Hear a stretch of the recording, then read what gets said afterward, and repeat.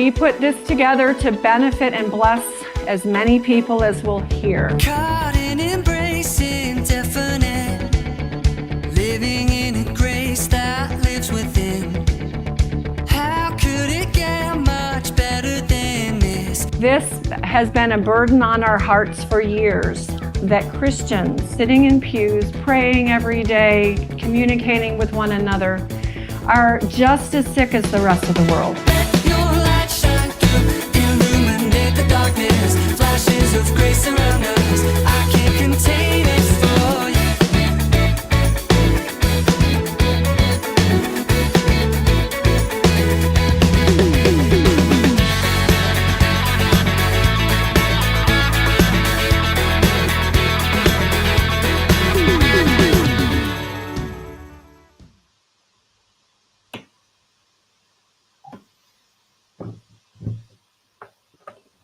Happy Wednesday, everyone. Nice to see you again. I hope you enjoyed that little video from last year's event, last year's conference at Melvin's Farm to Fork. I'm going to back up here again and show you that last slide. If you have any desire at all to come and be with us, please check out. You can use the QR code or go to www.godsgoodtable.com for more information about health and healing God's way at Melvin's Farm to Fork near Roanoke, Virginia. Today is a day that I get to interview a friend again. Here we go. Asher Cowan and I, we've been talking for a long time, like a year, about bringing him on, and we finally have gotten around to that. So today I want to welcome my friend Asher Cowan. Hello, Asher. Hi, Maureen. Thanks for having me. It's nice to Thanks. chat with you. It's always nice to chat with you too. And I'm looking forward to, I meant to ask you, I'm not going to probably see you at the conference next month like we did last year. Where was it? Next month, the homeschool conference. School conference. Yeah, Yep. no, You're not doing that. Yep. Well, anyway, I'm disappointed. It will just be Aaron and I. But last year we had a good time being together. That was awesome. I really enjoyed that. So Asher and his wife Marjorie have 3 beautiful children, and they live in, not Asheville, but they live in North Carolina, where they're raising their kids, homeschooling their kids, and Asher handles the Dr. Cowan's Garden products, the business end, as well as the new biology clinic, which we will come back and talk about another time. But Dr. Cowan's Garden products were founded, it was the brainchild of Asher's dad, Tom Cowan, Dr. Tom Cowan. He's a very interesting fellow, and I've enjoyed knowing him for 20 plus years. I don't know how long. I think the first time I ever heard him speak, it was on the topic was, the heart is not a pump.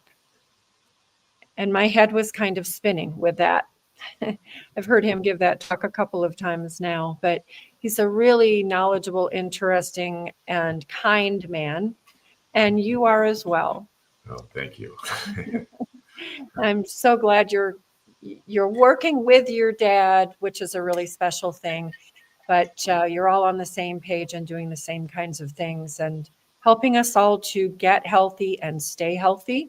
Mm-hmm. And so to that end, today I want to talk about the power of vegetables and why you and your dad have this business where you're sourcing, in some cases growing, and dehydrating some of the best foods on the planet that we should be putting into our bodies every day.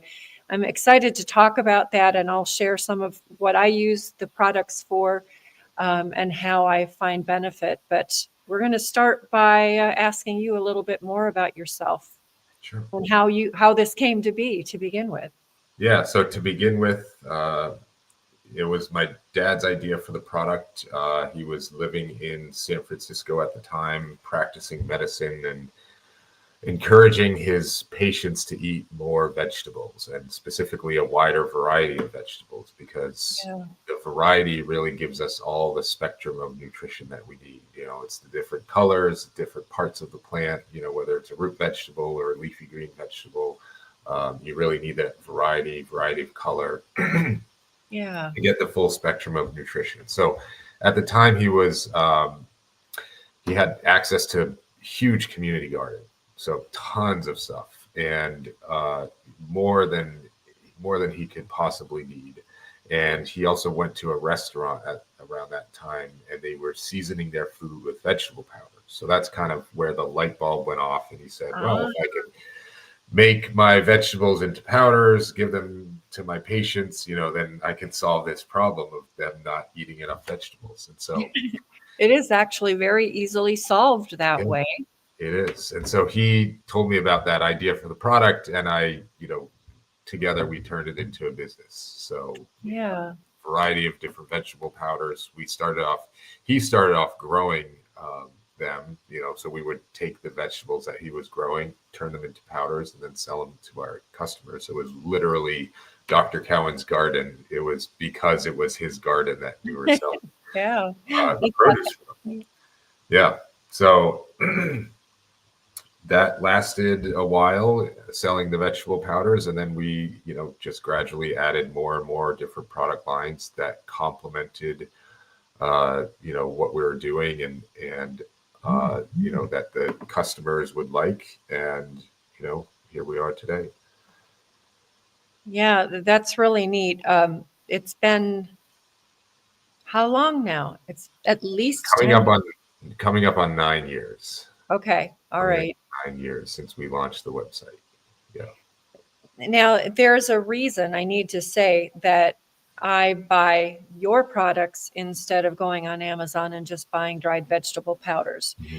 And to begin with, what struck me in the beginning was the biodynamic aspect. Do you want to talk a little bit about why biodynamic? Yeah. So first of all, not all of our products are biodynamic. Some of them are certified biodynamic, but all of them are what we call beyond organic, which is how we define that is the growers are organic in the sense that they're not using any pesticides, chemicals, fertilizer, chemical fertilizers, anything like that. But they're also going above and beyond the organic standards. And so when you're talking about a biodynamic farm, think of it sort of like a closed ecosystem. You're not allowed any outside inputs onto the farm. And so you have to create your own fertility for the soil from within the farm. And so you're doing a lot of composting. You need animals on a biodynamic farm, not just plants. And so animals become a part of the farm. So you're composting the manure, you're using them to sort of till the field a little bit. They're walking on the field, they're fertilizing the soil. You're composting the manure, you're composting the plants, and creating sort of proprietary biology from within the farm, because again, you're not allowed anything from outside the farm to sort of feed your soil. And so you're creating everything from within the farm. And there is a certain beauty to that, and it's multifold. For one, you're not having a monetary input because you're not needing to buy soil amendments in, for instance. And also you're producing the perfect biology for exactly where you are. Mm-hmm. So plants. Yeah. So you work with the environment that you're given, based on your location, but you're also, you can also be creative about it as well. Maybe you can create some shade. If you have plants that need shade, you can plant them near plants that would, grow to a canopy and then create that shade for those things.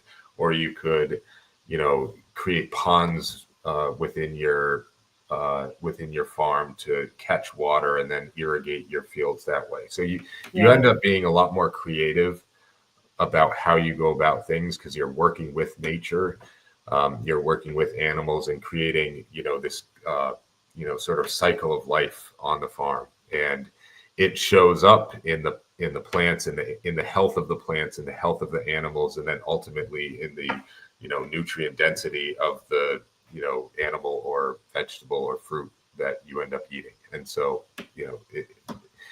it's this harmonious relationship with nature that's created, that ultimately creates the best food product, in this case. Okay. Yeah. And not only the best in nutrition, but also the best tasting. I would argue that. I mean, you go to the supermarket and you taste, these tasteless tomatoes and everything else. Funny story. So we had our Ashitaba is, that's one of the ones that is certified biodynamic. Recently, we had a customer. She sent it back because she opened it up and it smelled like, this really pungent, strong smell. And so she sent it back, complaint like, "Oh, I've never smelt anything like this. The Ashitaba that I'm used to getting from someone else, it doesn't smell anything like this." So she sends it to me because I'm the one, that knows what it should smell and taste and look like. And I get it. And I'm saying, this is exactly what you want. This is the sign that you're getting a highly potent, nutrient dense product here. And, the smell is the smell is the phytochemicals and nutrients in it, in this case chalcones, which is being studied as an anti-cancer treatment and all that stuff. After she heard the response, she ends up she decided that she actually wanted the product and went and bought it. Got it back. So, This is Ashitaba. This is a photograph of Ashitaba, and that yellow sappy stuff running down has some special properties, doesn't it? yeah, those are the chalcones that I was referring to. And so the more sort of yellow sap you have in the plant, the more of this chemical that you're looking for is in the plant. And it's been, very nutrient dense, being studied as an anti-cancer treatment, tons of antioxidants, just a whole host of benefits. And yes, it does smell very pungent. And I use it. I know I have some of the powder in the cabinet. I pull it out and I use it even in things like salad dressing. Yeah. I mean, if you're not used to a strong smell and taste, it might take some getting used to. But again, that's the nutrition. That's what you want in this plant, Yeah. I was reading online earlier about some of those benefits specific to that plant. And of course, if you're looking for those benefits, you want to be sure that you get the best, most nutritious, most power-packed plants and not just something grown on some dead soil somewhere. Only by growing in living soil that's properly managed can you really help the plant to reach its full potential. And thus, of course, the animals and the people that eat from the same plot. So a few years ago, maybe we were in Dallas, I don't remember, but you and your dad had given us some powders to try at the Wise Traditions Conference. Mm-hmm. And the executive chef and I were brainstorming, and that was where we came up with the idea of the salad dressing. And I have that recipe saved. I should have thought to pull that up. I'll look for it and add it to the show notes. But I didn't even understand then how powerful a plant this is. A few weeks ago, we did talk about non-toxic cancer healing modalities. And this wasn't even really on my radar screen. Plants are in general, but not this particular one. And I wish I would have done my research specifically on this before, because it really does seem to be very powerful. And it's why I'm assuming it's one of your best sellers. Yeah, it is. And it has been since the beginning. And it's one of the things that I would incorporate if I had a cancer diagnosis. Certainly not the only thing I would do, but that's one of the things I would do. Wait, what I have up. Oh, okay. That was my next one that I wanted to talk about. I guess we can move on. I thought I was pulling up something with Ashitaba. So let me go back to just us anyway. Sure. When you process any of the vegetables that are either grown by you or others, either biodynamically or some are wildcrafted, Hmm. wild sourced, Hmm. like the seaweed powder, I imagine is Yep. sourced from the sea. That's a wild sourced one, and the wild ramps as well. I like that a lot. I like it on omelets and in soup. And yeah, I that's had it very, on eggs this morning. yeah. Yeah. I like to sprinkle some of that on my eggs too, along with pluck seasoning. Yes. Yep. Yeah, those two things. But when you source, whether you or someone else is growing things, and I don't think, are you and Marjorie growing any of it? No, just for our own That's what I thought. meals. Yeah. Your dad, I'm sure, has a garden now where he Yes. lives, but A very impressive one. Yes. I wish I had pictures of that. Yeah, there's somewhere. I'm sure we have them somewhere. I We've done. had some pictures from the California garden, but I should have Yeah. asked for pictures of now. Um, is he still growing some for the product line, or does he outsource? No. Okay, I We think it's a lot. Yeah, what we've done is we've created relationships with farms that are near our production facility. So That makes the sense. main one we use is a certified organic, but again, they do many things that are above and beyond the standard USDA organic standards. So they go well above and beyond that, and they're only about 45 minutes from the production facility. So, Okay. which is in upstate New York. There's a lot of great farms in upstate New York, and we basically, here's what we need at this time of year, and they grow it specifically for us. And because it's 45 minutes away, and everything goes right from the farm to the processor into the production, everything is same day fresh. Okay. Yeah. The seaweed, where does that come from? So that's a company out of Maine, and they harvest it in the North Atlantic. Okay, that's interesting. I might want to visit as I'm Yeah. passing through to Maine in June. I'm planning on being up there again. Um, and then there are also, I think only one type of mushroom. Am I correct? The chaga. Yeah, that's Yes. which I like. Yeah. But Um, only one type. Yeah, we should I'll put that down on my list of to-dos.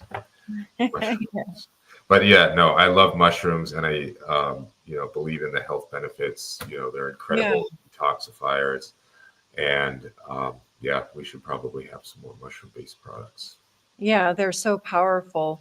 Yeah. But Chiaga, I'm trying to remember what in particular I was using it for. I haven't tried your product yet, so I'll have to get some.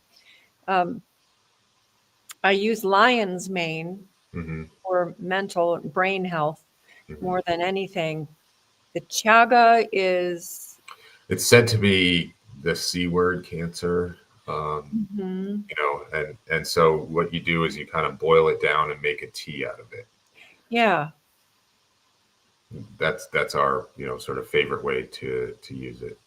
I was making a coffee replacement with it, I think. Yeah. I need to pull it out. I still have a little left from another company. I should finish it and then try some of yours. And I bought some from another good company, but I think I want to try what you've got. So we're going to go into an episode at a later date just about the power of mushrooms. We're trying to set it up with a good friend of ours from Oregon who has a company. Maybe I should look into her. Yeah, I can give you her information when we're done. Great. Yeah, she's been to a couple of Weston A. Price conferences, and Oh, nice. interesting person. She knows a lot. So maybe you'll expand your mushroom knowledge and product line after having a conversation with her. But we'll bring that one to the YouTube show as well. I think it's super critical. So we've got Beyond Organic, and I want to highlight some of the specific products and some of the specific vegetables and what benefit we might be expecting to get from them. Here is one of my okay, it's not one of my favorites. It's my favorite. It's the low oxalate greens. Do you want to talk a little bit about that? I just love it. Yeah. Well, so I think it's pretty common knowledge that leafy green vegetables are a healthy part of most people's diet. They have a lot of, they're very nutrient dense. They have a lot of phytochemicals and vitamins in them. However, for some people have trouble with the oxalate load. Maybe you've had kidney stones or at risk of developing kidney stones. Some people should avoid oxalates, and so they're high in leafy green vegetables, specifically spinach and kale and a lot of the brassicas. So this product is a low oxalate greens product. So it takes 3 greens that are naturally lower in oxalates, not void of oxalates, but naturally lower in oxalates, mustard greens, collard greens, and lacinato or dino kale. And then we blanch or steam it, and that's kind of like the secret sauce of or one of the secret sauces in our vegetable powder. So we sort of pre-cook the vegetables, because you actually shouldn't eat raw kale salads. Like, there's oxalates and other things present in raw form that make it more difficult to digest, and you're not able to absorb the nutrients as well. So what you want to do with leafy greens is to blanch or steam them before you're eating them. And so we've done that with the product, helping to break down the phytic acid and reduce the oxalate load, also make the nutrients more bioavailable, meaning you can absorb them better, and then low heat dehydration to preserve the nutrients that are left. And that is key. Yeah, that's key. And then turn it into powder, and that's that product. And so it's great for, as a smoothie addition. If you're looking for leafy greens in your smoothie, it's great, as a seasoning on, potatoes, eggs, chicken, those types of things as well. So that's another top seller for us. You mentioned the smoothie, and that is such a common thing, and kale salads. And people are actually causing their body potentially harm without knowing it because of the oxalate. One of our daughters was making smoothies every day for a while, and she was throwing in, I think, spinach. And I kept saying, please don't do that. It should be cooked. It should be steamed. It should be something to neutralize the oxalates. And she just, oh, Mom. Yeah. What do you know? Exactly. Then they get married and start to have children, and then they start to say, hey, Mom, what about this? Yeah. And I smile and I give them my advice or tell them how I do things. But I think that particular one is finally learning and beginning to accept that maybe Mom does actually know what she's talking about. There you go. But, I've got that in the cabinet. I almost always have that particular blend in the cabinet because I used a lot. For the nutrient content, because I don't have to worry about oxalates, and it tastes good. Yeah. But there's another one, and I don't think it, oh yes, I do have a photo of it. I have photos of several of my favorites here. I have this in my shopping cart right now because here are 3 of my favorite vegetables, and you can do so much with them, and they are a powerhouse of nutrients. So go ahead and talk a little bit about why do we have a blend of root vegetables? Yeah. So again, this is our root medley. We're talking celeriac, which is celery root, parsnips, and rutabaga. Again, important to get the variety of vegetables, parts of the plant, and colors into your diet. It helps to sort of round out the spectrum of nutrition that you're getting. Yeah. And this one's great in soups, stews, smoothies as well. I even put it in pancakes for the kids. You do? Yeah. And burdock is, I put burdock in there as well. Burdock is great in like pancakes or oatmeal, anything like that. I would not have guessed that about burdock, especially because it. It's a very powerful herb. Yeah. And powerful tasting as well. Yeah. It has a little sort of mushroom umami flavor to it. Yes. One of my favorites. I will have to try that powder. I have not, but I've eaten plenty of dandelion greens and dandelion root and dandy instead of coffee. But I had never thought of putting burdock in a pancake. Oh, yeah. But I will tell you that you already said it. The parsnip, rutabaga, or turnip, and celeriac. And then we could also add kohlrabi as well. I want you to add kohlrabi in there somewhere. I love those in soup. Yeah. I absolutely love it. And you get such great nutrition. Mhm. I could never be a vegetarian, but if I were, I would be using this and the low oxalate greens and a couple of others, I'm sure, but those would be my top 2 favorite powders. But the nutrient content is different between the root vegetables and the aerial and fruiting parts of the vegetables. I'm not always sure exactly what is different, but it is different. Whenever you have a different flavor, you're not only experiencing a change in flavor, you're experiencing a change in nutrient content as well. Does that make sense? Yep. Maybe. And also the color too will have an impact. Yes. Yeah, the color too. And speaking of color, here's some color that I like a lot. Yeah. And I love how one of the things I like about your website, in addition to the wonderful products, are the recipes and ideas. And here's an idea right there using the 3-beet powder Mhm. as a colorant, which also adds nutrition. Yep. So that's in Yeah. the frosting of those cupcakes.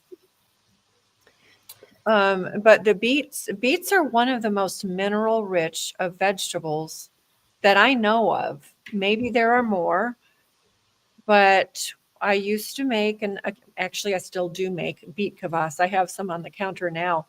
Mm. That was a big part of George's healing about 12 years ago when he was really, really sick with Lyme disease. Mm. Beets are super, super powerful. Yeah. And I love beets. Great yeah, blood flow, blood building, blood circulation, heart health. I love the flavor. They add sweetness to whatever you're doing. And, just in general, the powders give you the opportunity to be creative. And, here's an example of a creative idea that you can incorporate beet powder in. And, if you are going to have some cupcakes for a birthday party or something like that, maybe add some beet powder to the chocolate cupcake and some beet powder to color the frosting. So one of my kids actually did just do that for a shower 2 weeks ago. yeah. Got into my beetroot powder, which is yours, and she colored frosting for, I think it was for our future daughter-in-law's shower cake. But I'm chuckling because you say how much you love beets. Asher, I had to force myself for about 10 years to try beets over and over and over again and in different ways because I always hated them. Wow. But I think I hated them because my mother had those nasty canned pickled beets. They were disgusting. Yeah. And I can still smell the smell from them on the stove. I would never eat them. I hated them. But as a young mom and wife, I knew that I should be eating beets for the nutritional benefits, and detoxing is another benefit with beets, especially when you ferment them. Yeah. But I was just determined that one way or another, I was going to find a way that I liked beets. And eventually I settled on, I really, really like roasted beets now, just drizzled with olive oil and sprinkled with salt. I love roasted beets. Yeah. But I do use the beet powder also, again, in salad dressing, and I hadn't thought of that, but I do have that recipe. I know right where it is, so I can add that to the show notes. That's another one that goes in the kids' pancakes. I'm not surprised by that. And I'll have to do that for my grandchildren who will be Yeah. back in just a couple of weeks. They'll enjoy that. Um, Yeah. But I actually don't have to fight with them to eat their beets. And the 5-year-old Isaac, he loves them. So I don't have to. oh, Yeah. that's wonderful. Yeah.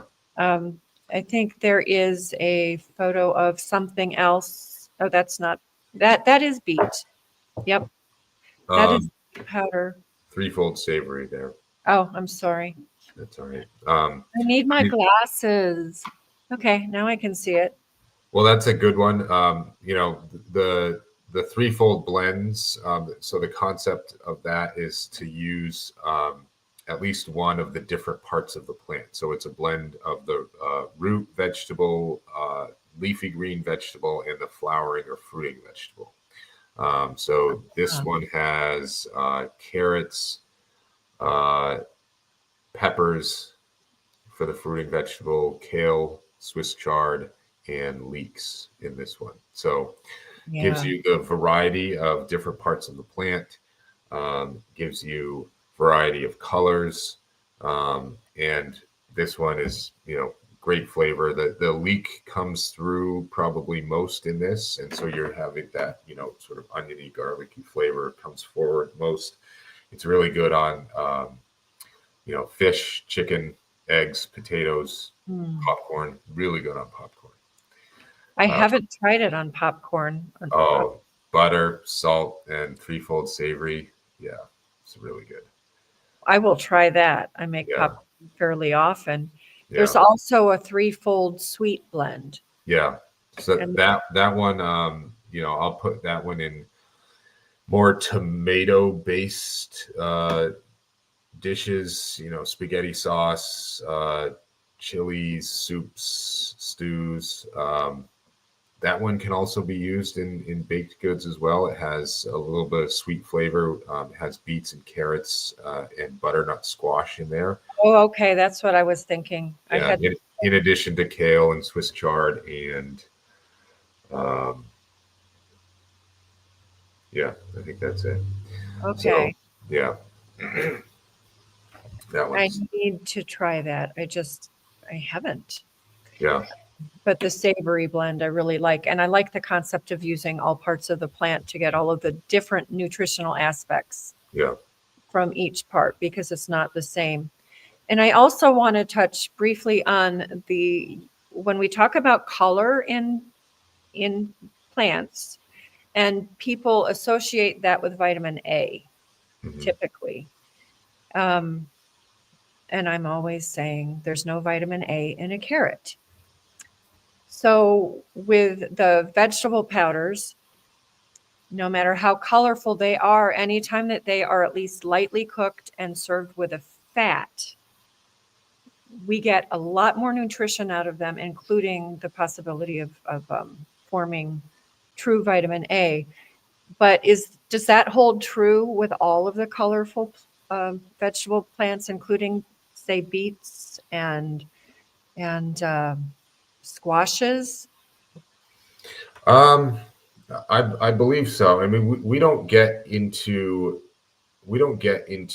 sort of the nutritional analysis that is typical with other, with your typical food label or really anything in that respect. Our barometer and bar that we use is the flavor, is the color, and it's the growing conditions and the grower of the vegetable. So we know that we're going to have a superior product at the end of the day, regardless of, whether we tested it or not. If we know the grower and what they're putting into the food or not putting into the food. I mean, obviously we're sort of testing for the contaminants and those types of things. But as far as the nutritional value goes, we trust that nature is doing its job when we have the grower that we want using the practices that, we discuss and are happy with. And then when it comes out, it's a fresh, strong tasting, strong smelling, vibrant color vegetable. And so that's our barometer. And to be honest, we don't put a lot of stock in these tests. So I don't either. It actually drives me nuts yeah, because those values are pretty much meaningless. yeah. Well, I mean, it goes back to the story of the person who returned the ashitaba. You know, if Mhm. you know, that's what the fullest expression of the plant smells and tastes like. You know, and so we can tell without getting scientific instruments involved. Yeah. So Yeah. Well, a lot of times when I'm out speaking to, say, homesteaders, or I have a prepper group that I go and talk for, um, we're talking about long-term storage of foods and I want to say also easy transportation. Um, a good instance or a good example of the importance of this, of course, is a disaster like North Carolina and Western North Carolina and Eastern Tennessee, or the wildfires in California. And I tell people, first of all, I don't recommend canning, in particular high pressure canning. And I am searching for more concrete and more recent evidence as to how that destroys the nutrient value of foods. But also, if I'm going to have to get out of my house really fast and grab the most important things, which is going to include food and my family first on my food, I'm not going to want to be carrying out quarts of canned tomatoes or frozen spinach or whatever. And so having the vegetable powders on hand makes so much sense. And I'll tell you one way that I use them in particular is I make my chicken stock or my beef stock. Mostly I make chicken stock. And when I'm done making it and straining it, I add some of the Dr. Cowan's Garden powders, usually, well, the savory blend, threefold savory is it's just my go-to, but I grab others as well. And I'll mix that into the stock, and then I simmer it down until it is reduced to just goo, just almost nothing. So I can take a gallon of stock and reduce it to about 2 tablespoons, maybe 3 tablespoons of just this glop, which is shelf stable. And it has the powders in it. And so all I have to do is add water. And if I were in a crisis situation, I can grab that right out of my pantry. It's not going to go bad. It's very lightweight, it's very portable, and it's super nutritious. So we need that's to conceptualize that idea. that's an did we talk about this last week? Yeah, we did. We did. Yeah. But yeah, that's a great idea. I don't hear anybody else doing this, and I want to tell people do this. It's so easy, and I don't have to have, even aside from the factor of having to grab something and run out the door, I don't have to have a whole room full of jars on the shelf. I just, it's compact. Everything is there. It's super easy. And then I can add meat to it if I want, or I just add hot water and George drinks a mug in the morning, or I make eggs in it. But that is one way that I use the powders, and I think it is very easy, nutritious, flavorful. So why not do that? Yeah, I mean, you're describing everything that happens in my life because I've had them. I mean, cooking for the kids. It's my kids, they eat a lot more than probably most in terms of the variety of food they're willing to eat. But every once in a while, Training. but every once in a while, I don't want to eat that. But I know that, for morning, in the morning they had beets and burdock in their pancakes. So I can feel much better about, maybe if they had pizza for dinner or something like that. Yeah. So the pancakes, I presume, are sourdough pancakes. Yes, sourdough pancakes with einkorn flour. Yes. Good. It would have been a little embarrassing had you said otherwise. Oh yeah. On the spot with that, but yeah, No, sourdough pancakes. Yeah, I only have one child left at home full time now, but one of our daughters moved in last summer, and once she comes back from Europe in 2 more weeks, the kids will be here and they'll be hungry again, and I will make them their sourdough pancakes with. Yeah. I'll do the beet powder There you first. go. What I are do you? both. I beat and burdock. Okay, I'll probably just start with beet. I don't have the burdock yet. Yeah. Of course. Oatmeal too. It's good in oatmeal. Yeah, okay. I'll try that. We do sprouted oatmeal or soaked oatmeal Yeah. often.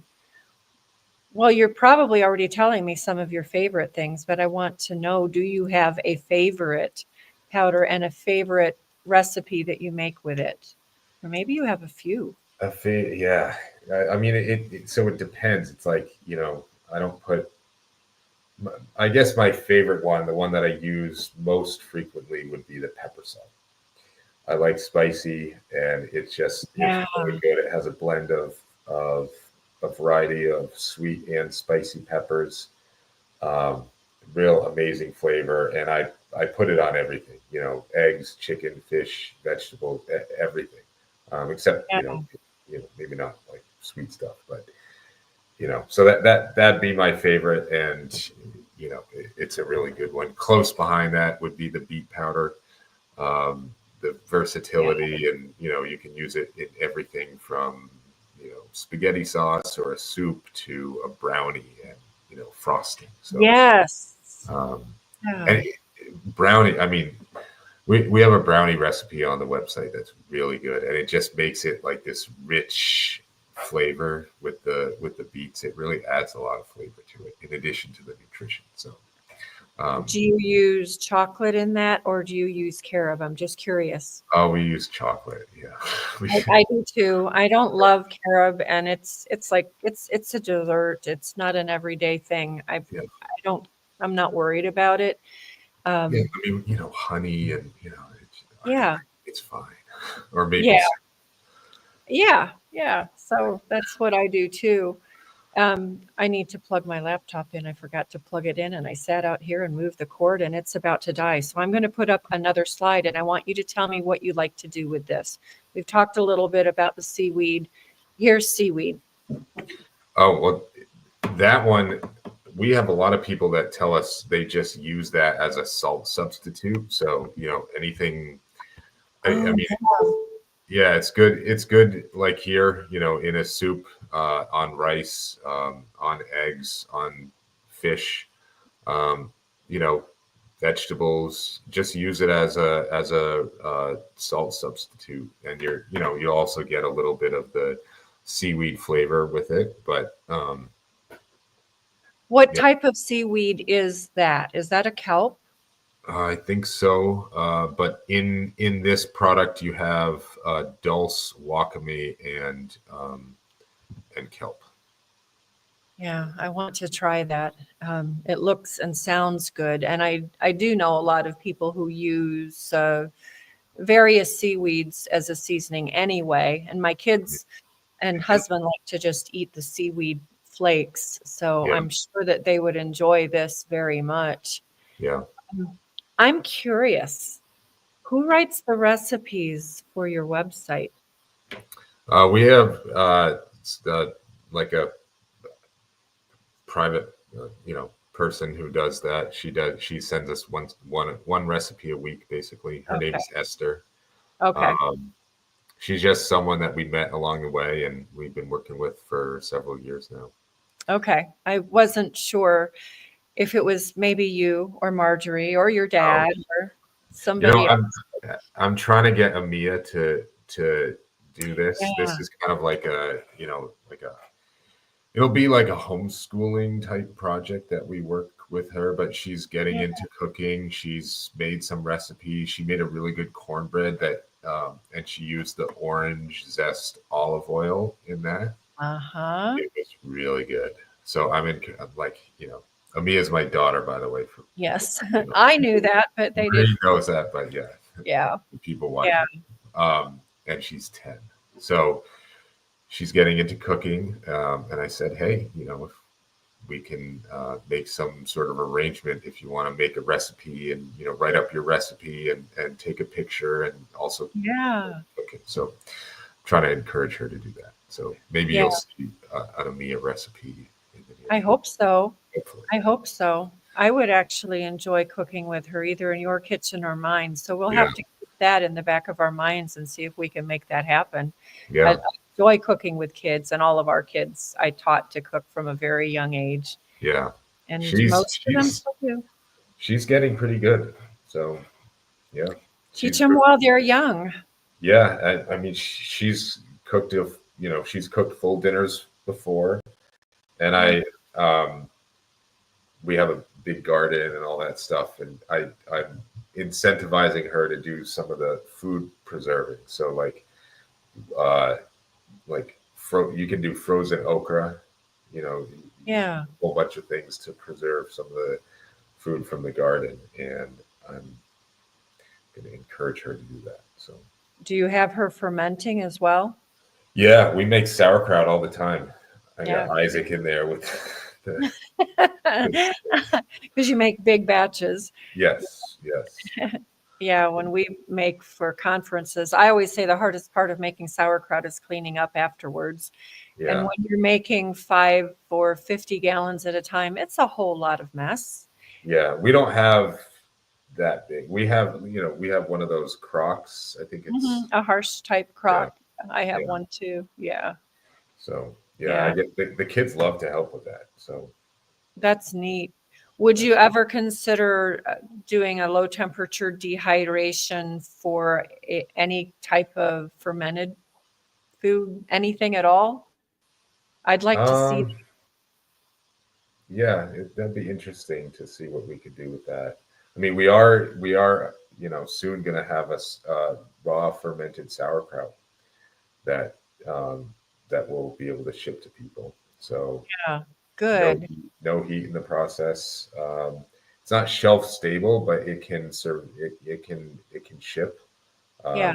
Put it in the fridge when you get it. But yeah, we'll Yeah. have sauerkraut. Sauerkraut is such a powerful food. Cabbage in and of itself is kind of but you ferment it. Yeah.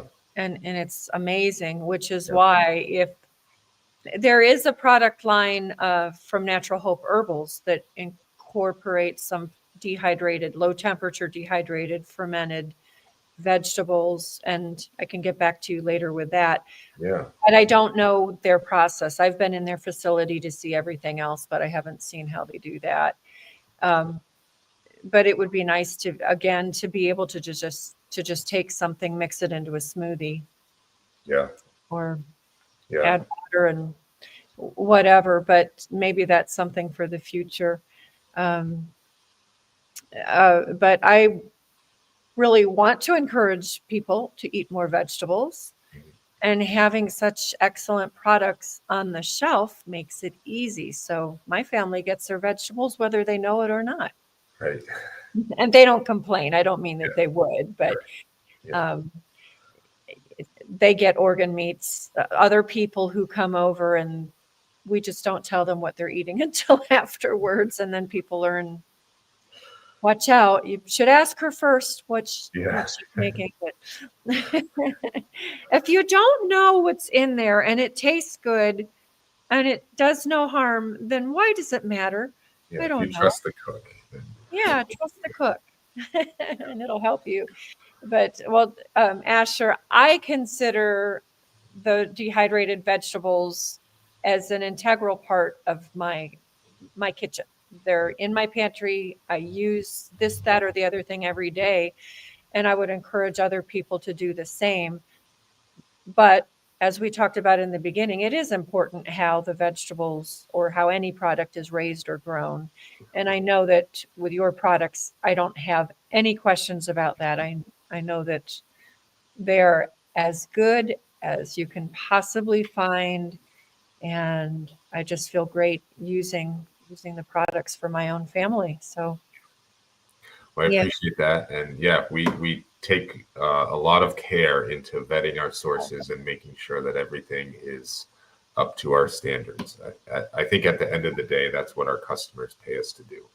Yes. is to make sure that the food that we're selling meets our standards, and they've grown to know over the years that we have pretty high standards and we're not going to compromise. Yeah, I think you're right. And for those of us or those of you who are tuning in, here is a link to purchase Dr. Cowan's Garden products. And if you use the code GGT20, you will receive 20% off your order. And there is just a collection of a few. But before we close, I do want to touch on the olive oil. I'm sorry, I meant to have already done that, and my notes are in the other room. So we've been hearing a lot lately about high polyphenol oil, olive oil. And of course, most products on the market are not even tested for that. But can you talk for a minute also about the benefits of that? Yeah, well, so we have 3 different sort of, not varieties, but it's sort of levels of polyphenol olive oil. So you have your 300, which is way higher than most commercially available olive oils, and that's sort of our baseline everyday oil. Then we have our 700, which is it replaces the 500, so that's sort of our mid-tier one. And then we have our 1,000 plus. So that one, as far as I know, I don't know of another one that has higher polyphenol count. And the polyphenol, like those are the antioxidants and other chemicals in the olive that, where you derive your health benefits. So, in this case, it's like anti-aging, it's being studied as a treatment for cancer, vitamin E, heart health, antioxidants, helps fight inflammation, a whole host of benefits. Yeah. The more polyphenols, the better. It does have a very bitter taste, and the higher the polyphenol, so you can have this like burning sensation in your throat. Yeah. So we actually consider the 1,000 kind of like medicinal grade.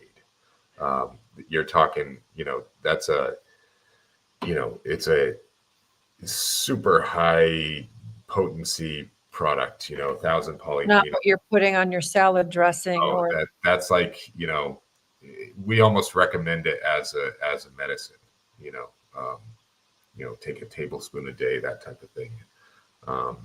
Do you recommend taking it with food, without food, in the morning, in the evening? I've heard different things. Yeah, I mean, if you can on an empty stomach, that'd be ideal. For me, I use it as like a drizzling olive oil on sourdough bread. So, yeah, you can handle the bitterness. I can. I can. I actually like it, but it is bitter.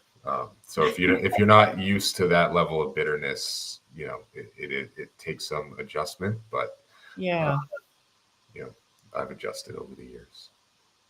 I can put almost anything past my lips if it's good for me, and I do. But occasionally I gag just a little bit.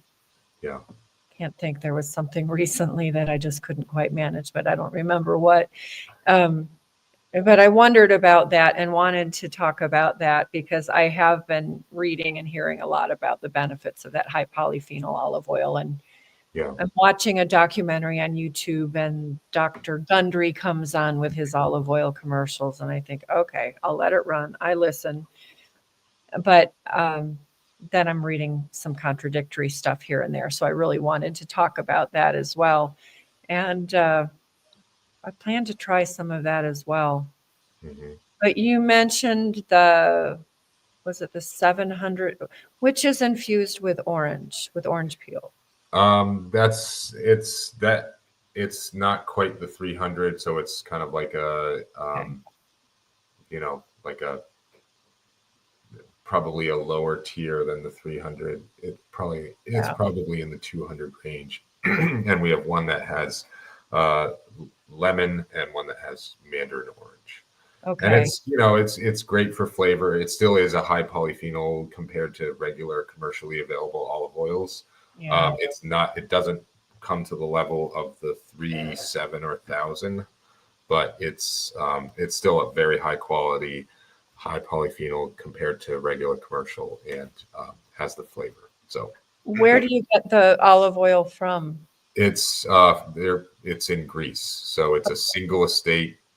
They actually invited me and Marjorie out in October, so we got to go see where the olives were grown. Oh, And wow. yeah, it was a lot of fun. Wow. Did you Yeah. take the children? No, we went by ourselves. Woo, that sounds like more fun. Yeah, even better. Yeah. Yeah, we saw the grove. It's sort of on the top of the hill, so that so it's like at the end of a long dirt road. It's way off the beaten path at the top of a hill, so you don't have any pesticides running down, and it overlooks the Mediterranean Sea. And then Wow.